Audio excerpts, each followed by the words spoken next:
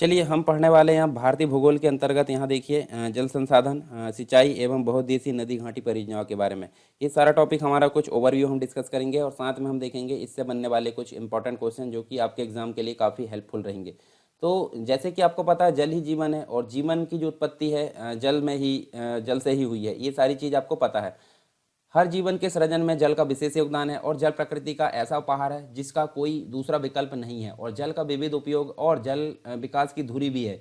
भारत में पेय जल उपलब्धता तथा उपयुक्तता की दृष्टि से भी सीमित माना जाता है। जल का वितरण तो बहुत ही असमान है और कहीं उसकी अधिकता है तो कहीं उसकी भारी कमी देखने को मिलती है। जल की गुणवत्ता में जो है दिन ब दिन गिरावट भी आती जा रही है और अपने आप में बड़ी चिंता का विषय ये बन गया है। जल की मांग और आपूर्ति में समन्वय के साथ साथ जल संसाधनों के स्रोत के बीच में तालमेल अनिवार्य है और इसी के संबंध में हम देखें तो हमको जल संसाधनों को महत्वपूर्ण दृष्टि से यहाँ पर मैनेज करना होगा। इसके अलावा यहाँ देखिए जल की अगर बात करें तो यहाँ पे हमको देखने को मिलता है जल एक चक्रीय संसाधन, यानी कि देखिए बारिश होती है, बारिश फिर भाप बनकर ऊपर जाती है समुद्र के द्वारा, उसके बाद फिर जो है ऊपर से फिर बारिश होती है। ठीक है, तो ये चक्र चलते रहता है जो पृथ्वी पर प्रचुर मात्रा में पाया जाता है। पृथ्वी का लगभग 70% धरातल जो है पानी से आच्छादित है, परंतु अलवणीय जल कुल जल का केवल लगभग जो है 3% है। और जल है, जल के प्रमुख दो स्रोत है जैसे कि धरातल जल संसाधन देखने को मिलता है और एक भूमिगत जल संसाधन देखने को मिलता है। तो धरातलीय जल संसाधन की अगर बात करें, धरातल जल संसाधन के चार प्रमुख स्रोत हैं जैसे कि नदियां है, झीलें है, तलैया है, तालाब है। ये मुख्य रूप से हमको देखने को मिलता है। मैदानी नदियां सिंचाई पेयजल के लिए विशेष रूप से उपयोगी होती है। हिमालय के पर्वतीय क्षेत्र तथा प्रायद्वीपीय पठार से प्रभावित होने वाली नदियां विशेष रूप से जल विद्युत उत्पादन के लिए महत्वपूर्ण होती है। इन नदियों पर विभिन्न बहुउद्देशीय परियोजनाएं चलाई जा रही है। साथ ही भूमिगत जल की अगर बात करें तो भूमिगत जल जो होता है उससे क्या अभिप्राय होता है कि पानी जो चट्टानों और मिट्टी के माध्यम से रिसकर धरातल के निचली सतह में स्टोर हो गया है, भंडार उसका हो गया है। जिन चट्टानों में यह जल संग्रहित होता है उसे जलीय चट्टान परत भी कहा जाता है। देश में कुल पुनः पूर्ति योग्य जो भूमि जल है संसाधन लगभग 432 घन किलोमीटर देखने को मिलता है और कुल पुनः पूर्ति योग्य भूमि जल संसाधन का लगभग 46% जो है गंगा और ब्रह्मपुत्र नदियों के बेसिन में पाया जाता है। सिंचाई के कुछ साधन हम देख लेते हैं जैसे कि कुएं एवं नलकूप है। ठीक है, कुएं एवं नलकूप देखने को मिलता है जो कि टोटल 62% एरिया को सिंचित करते हैं। नहरों की अगर बात करें तो वो 24% एरिया को सिंचित करते हैं। इसके अलावा तालाबों की बात करें तो 3% और अन्य के द्वारा जो है 11% एरिया यहाँ पे सिंचित किया जाता है।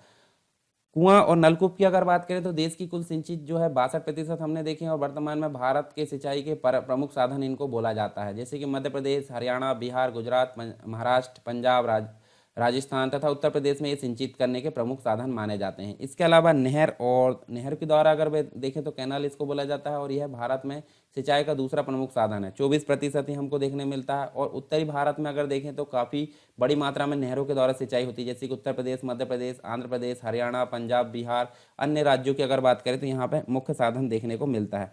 फिर तालाबों की अगर बात करें तो कुएं, नलकूप तथा नहरी सिंचाई के बाद ये तीसरा प्रमुख साधन माने जाते हैं और 3% एरिया इसके द्वारा कवर किया जाता है। तालाबों द्वारा सर्वाधिक सिंचाई प्रायद्वीपीय भारत के तमिलनाडु, कर्नाटक, तेलंगाना तथा आंध्र प्रदेश एरिया में की जाती है। उत्तरी भारत में भी ये देखने को मिलते हैं पर कम मात्रा में। इसके अलावा हम देखें तो अन्य जो है 11%। पर हम बात कर लेते हैं कुछ बहुउद्देशीय परियोजनाओं के बारे में। बहुउद्देशीय का मतलब होता है मल्टीपर्पज़, यानी कि एक से अधिक उद्देश्य के लिए जो परियोजना चलाई जाती है उसको बहुउद्देशीय परियोजना बोलते हैं। जैसे कि बांध बनाया जाता है, बांध से सिंचाई के लिए नहर निकाली जाती है, बिजली बनाई जाती है, मछली पालन किया जाता है, कृषि के लिए जो है बहुत सारी चीज़ों के लिए उपयोगी होते हैं, इसलिए इनको बहुउद्देशीय परियोजना बोला जाता है। तो जलीय स्रोतों पर अनेक उद्देश्यों की पूर्ति जैसे कि सिंचाई है, जल विद्युत उत्पादन है, बाढ़ का नियंत्रण है, पेयजल आपूर्ति है, नौकायान, मत्स्य पालन, वन्यजीव संरक्षण, मृदा संरक्षण, पर्यटन, इन सभी उद्देश्यों की पूर्ति के लिए जो योजनाओं की शुरुआत की जाती है उसको बोला जाता है बहुउद्देशीय परियोजना। और जवाहरलाल नेहरू के द्वारा जो है आधुनिक भारत के मंदिर इनको कहा गया है बहुउद्देशीय परियोजना को। ये सारी चीज़ आपको देखने को मिलती है। दामोदर घाटी परियोजना की अगर बात करें तो यह स्वतंत्र भारत की पहली बहुउद्देशीय परियोजना थी जो कि संयुक्त राज्य अमेरिका के टेनेसी नदी घाटी परियोजना पर आधारित थी। और यहाँ हम देखें दामोदर घाटी निगम की स्थापना दामोदर घाटी निगम अधिनियम 1948 की धारा जो है 12 के तहत वर्ष 1948 में की गई थी। इस परियोजना के तहत दामोदर और उसकी सहायक नदियां बराकर, कोनार, बोकारो इस पर बांध बनाया गया। इस परियोजना का विस्तार जो है झारखंड व पश्चिम बंगाल राज्य में देखने को मिलता है। इसके साथ ही हम देखें तो हमको जो है इसमें जो है बोकारो तापगृह, दुर्गापुर तापगृह, चंद्रपुरा तापगृह, ये सारी चीज़ देखने को मिलती है। भाखड़ा नांगल परियोजना की अगर बात करें सतलुज नदी पर स्थित यह देश की सबसे बड़ी बहुउद्देशीय परियोजना है, जिसके तहत भाखड़ा एवं जो नांगल है उसमें बांधों का निर्माण किया गया है। भाखड़ा बांध जो है विश्व का सबसे ऊंचा गुरुत्वीय बांध माना जाता है। दिल्ली, हिमाचल प्रदेश, पंजाब, हरियाणा व राजस्थान इस परियोजना से लाभान्वित होते हैं। नर्मदा परियोजना की अगर बात करें तो ये जो है मध्य प्रदेश और महाराष्ट्र एवं गुजरात में प्रवाहित होती है, अंतर्राज्यीय नदी है। और इस परियोजना के तहत नर्मदा नदी पर मध्य प्रदेश में इंदिरा सागर, ओमकारेश्वर, महेश्वर में बांधों का निर्माण किया गया है। ये सारी चीज़ मध्य प्रदेश, गुजरात, महाराष्ट्र व राजस्थान की संयुक्त परियोजना, इसको देख सकते हैं। सरदार सरोवर इसमें जो बनी है। इसके अलावा इसमें जो है आप स्क्रीनशॉट लेकर पढ़ सकते हैं। देखिए परियोजना का नाम दिया गया है और कौन कौन सी नदी और कौन कौन से राज्य इसमें लाभान्वित होकर, ये सारी चीज़ आप देख सकते हैं। चलिए हम अब बात करते हैं यहाँ पे इंपॉर्टेंट चीज़। यदि आप एमपीपीएससी और एमपी पुलिस की तैयारी कर रहे हैं तो अनअकैडमी में लेकर आया अपनी फ्री टेस्ट सीरीज। ये फ्री टेस्ट सीरीज में आपको क्या मिलेगा, चैंपियनशिप टेस्ट सीरीज यहाँ पे चल रही है एमपीपीएससी प्रीलिम 2020 के लिए, और इसमें आप पार्टिसिपेट कर सकते हैं। विभिन्न तारीखों पे यहाँ पे ये टेस्ट सीरीज होगी और यहाँ पे टॉप 3 रैंकर्स को मिलेगा 1 मंथ का फ्री सब्सक्रिप्शन अनअकैडमी की तरफ से। और साथ ही साथ यदि आप एमपी पुलिस और एमपीएसआई की तैयारी कर रहे हैं तो सेम यही प्रोसेस होगी और टॉप 3 रैंकर्स को यहाँ पे मिलेगा 1 महीने का फ्री सब्सक्रिप्शन अनअकैडमी की तरफ से। विभिन्न तारीखों में यहाँ पे ये टेस्ट सीरीज चलने वाली है। और साथ ही साथ यदि आप प्लस फीचर की तरफ जाते हैं अनअकैडमी के, प्लस सब्सक्रिप्शन लेना चाहते हैं, तो मैं आपको बताऊँ तो फ्री और प्लस वाले प्लान में क्या डिफरेंस है। यहाँ पे फ्री वाले प्लान में यहाँ पे सिलेबस है वो लिमिटेड है, लिमिटेड प्रैक्टिस टेस्ट यहाँ पे चलेंगे, लिमिटेड पीडीएफ नोट्स है और यहाँ पे डाउट क्लियरिंग सेशन यहाँ पे टॉप एजुकेटर्स के द्वारा वो यहाँ पे रहेंगे पूरे लिमिटेड। और यदि आप प्लस सब्सक्रिप्शन इसमें लेंगे तो यहाँ पे ये सारे हो जाएंगे अनलिमिटेड कोर्स यहाँ पे चल रहे हैं अनअकैडमी के। और यहाँ पे अचीवर्स बैच है हिंदी माध्यम के विद्यार्थियों के लिए, MPPS sprint course through MCQ, और यहाँ पे 18 फरवरी से ये शुरू हो चुका है। फाउंडेशन बैच है इंग्लिश मीडियम के विद्यार्थियों के लिए और यहाँ पे 18 फरवरी से ये भी स्टार्ट हो चुका है। साथ ही साथ लक्ष्य एमपीपीएस 2022 है, यहाँ पे फाउंडेशन कोर्स और एमपीपीएस प्रीलिम्स एंड मेंस दोनों के लिए है हिंदी माध्यम के विद्यार्थियों के लिए। 19 फरवरी से ये स्टार्ट हो चुका है। यहाँ पे आपको मौका मिलेगा इंडिया के बेस्ट एजुकेटर से इंटरेक्ट करने का। और 1 माह से ये जो फॉर्म स्लैब है 10% से 5% होने वाली है, तो 1 माह से पहले आप अपना सब्सक्रिप्शन सुनिश्चित कर लें। और सब्सक्रिप्शन लेते टाइम यहाँ पे सरकार टाइम प्रोमो कोड जरूर डालें। सरकार टाइम प्रोमो कोड डालने के बाद यहाँ पे 10% तक का आप डिस्काउंट यहाँ पे ले सकते हैं। तो देर किस बात की, लेट्स क्रैक इट। यहाँ देखिए अभ्यास प्रश्नों के बारे में हम देखते हैं, विगत वर्षों में पूछे गए और कुछ मॉडल क्वेश्चंस के बारे में हम यहाँ पे देखेंगे। चलिए पहला क्वेश्चन हम बात करते हैं यहाँ पे, भारत में सर्वाधिक सिंचाई विस्तार यानी प्रतिशत वाला जो राज्य है वो कौन सा है। तो आप देख सकते हैं सबसे उत्तरी जो राज्य है हम देखें पंजाब इसका राइट आंसर है, जो कि सर्वाधिक सिंचाई विस्तार या प्रतिशत वाला राज्य हमको देखने को मिलता है। दूसरा जो क्वेश्चन है, सूक्ष्म सिंचाई की पद्धति के संदर्भ में निम्नलिखित में से कौन सा या कौन से कथन सही है।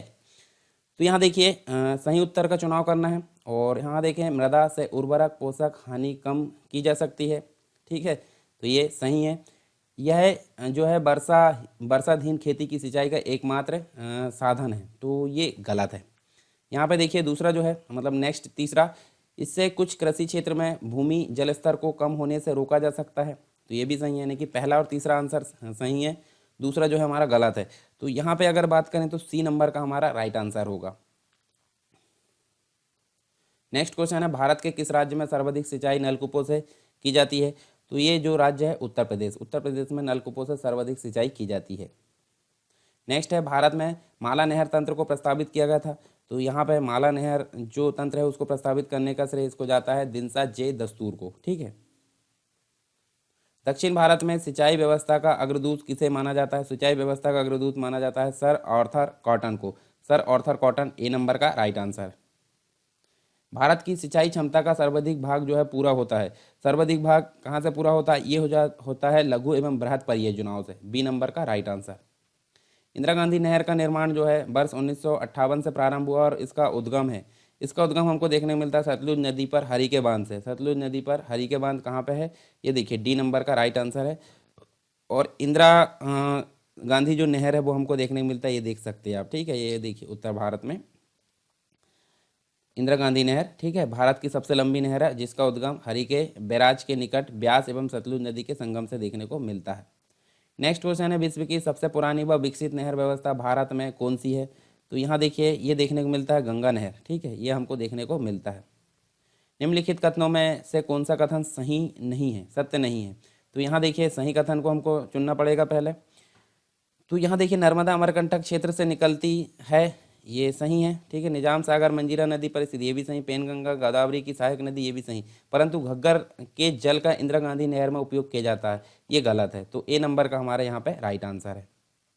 निम्नलिखित में से यहाँ देखिए जो है विचार करना है और सही नहीं है, ठीक है।